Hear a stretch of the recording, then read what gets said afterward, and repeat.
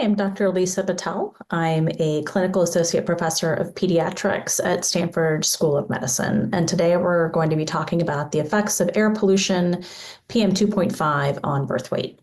Our learning objectives are to review how the burning of fossil fuels drives worsening air pollution, specifically that caused by PM 2.5, and also drives global climate change. We'll examine how infant birth weight is negatively impacted by exposure to particulate air pollution.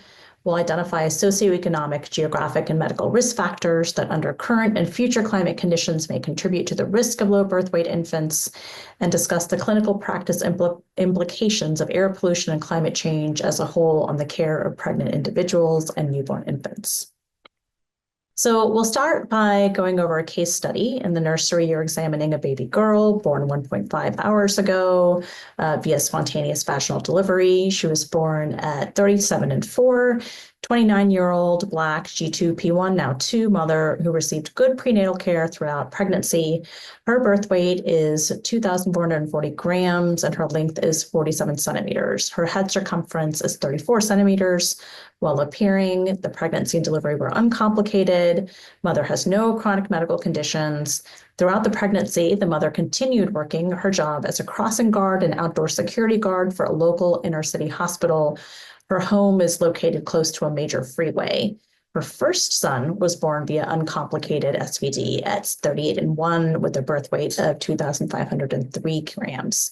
So the mother asks for your opinion on why both of her infants were born small for their gestational ages and asks if there's anything about her job or her home environment that could have affected her children's growth within the womb. I think one of the important things that we have to think about in this case study, there are multiple factors that can lead to SGA, or small for gestational age infants, which this infant is. So you would put this infant's weight into the growth chart against what the infant's gestational age is. And this infant is small for gestational age at 10th percentile.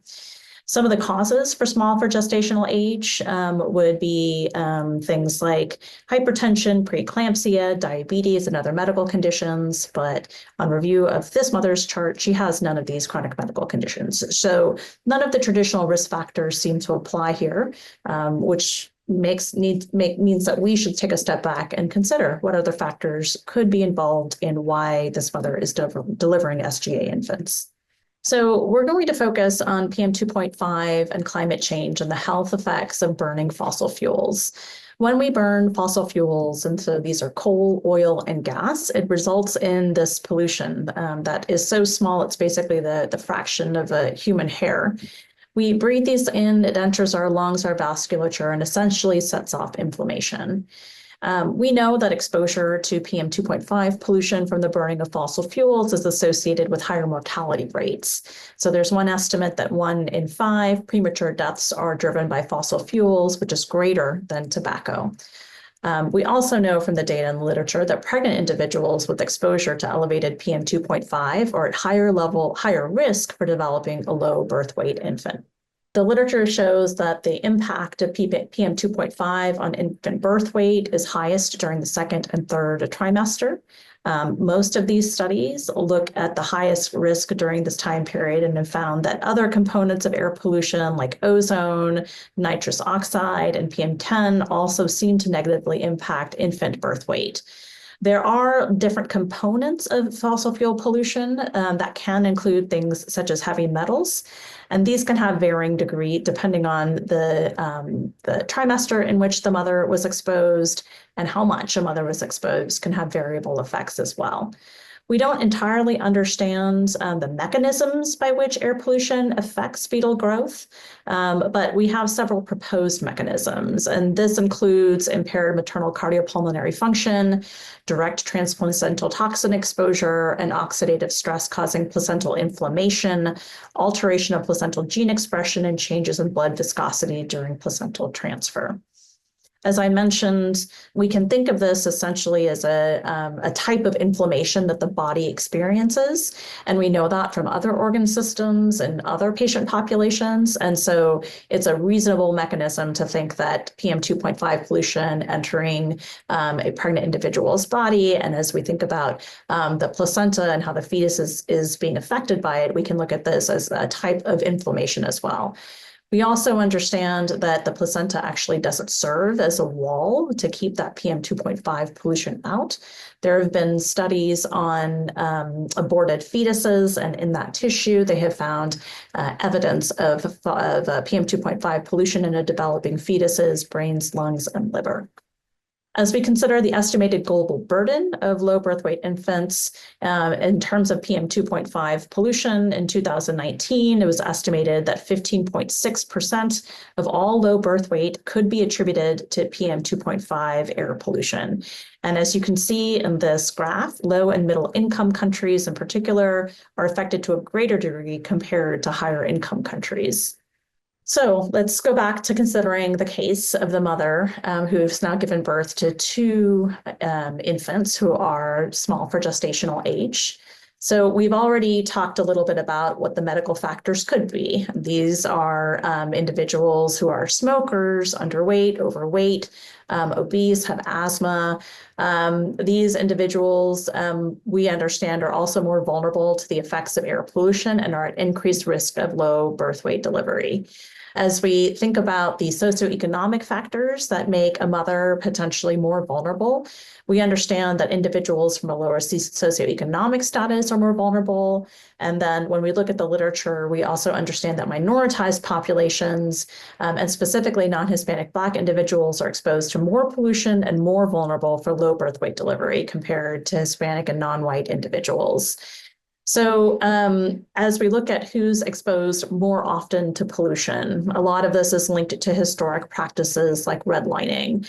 And redlining was the systemic practice of not giving loans to areas that banks had outlined in red because there were higher minoritized populations there, and specifically often the Black populations within those communities.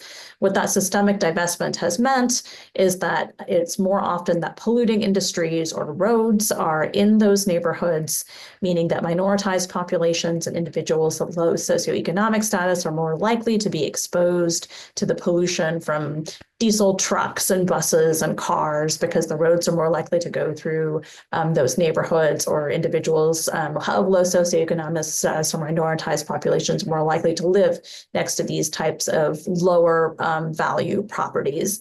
That means that a child that is born into these environments is born essentially pre-polluted because of that higher level of pollution that these populations are facing. What does this mean in terms of your clinical practice?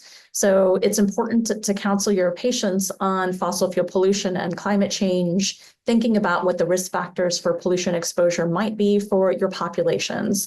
So if we go back to the example of the mother, as she's considering, if she's considering future pregnancies, talking to her about how the pollution, both from her job in terms of working on the road and in terms of her home, could place her at higher risk for another low birth weight infant. And so talking to her about, for example, wearing a well-fitted mask, ideally an N95 mask, because that provides the best protection in terms of air pollution if she's outdoors and being exposed to that pollution, and then investing in things like an air purifier within the home if she lives close to a polluting roadway. Some families, if they have the means and the ability, want to know this information as well to make some decisions about if they have a child, for example, who's experiencing asthma. They often appreciate knowing the things that could trigger the asthma for their children and might make the decision to move, for example. Employing motivational interviewing while educating patients and families on the health consequences of fossil fuel pollution and climate change. And we really need to center this in equity and consider the medical needs of our patients in front of us. And so for patient populations, for example, that are accessing food stamps or experiencing housing insecurity, it would be inappropriate to be having a conversation with a family in that context, unless that family member came to you asking what they could do to mitigate their carbon footprint. We should be asking our patients what their understanding is and what their needs are as climate change and the consequences of climate change get worse. But again, that takes careful history taking and understanding your patient's needs in the context and the environments in which your patients are living. Transform health systems to be more sustainable. So healthcare is actually a big part of the problem in the delivery of our care. We are polluting the environment because of how many resources we consume in the process. Within the United States, our carbon footprint is about 8 to 10% compared to globally, where healthcare is still about 4 to 5% of the emissions problem. And so a role you can play within your healthcare systems is to collaborate with operational leaders to create a more sustainable workplace.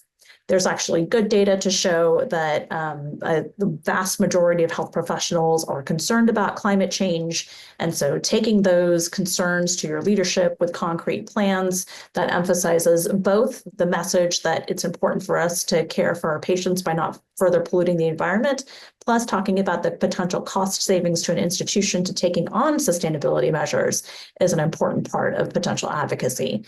And then finally, collaborate with your colleagues to advocate for a healthier world. So work with your specialty-specific organization to highlight how burning fossil fuels is causing a dual health crisis. It both results in PM 2.5 pollution that is ruining our health right now, and it releases carbon pollution that is driving climate change and resulting in worsening health disasters. You can collaborate with national groups, including the Medical Society on Medical Society Consortium on Climate and Health, where I'm the executive director there, and we teach health professionals how to talk about climate change as a social and structural determinant of health, and build public will to enact the solutions we need, which is a transition to renewable and clean forms of energy and off fossil fuels.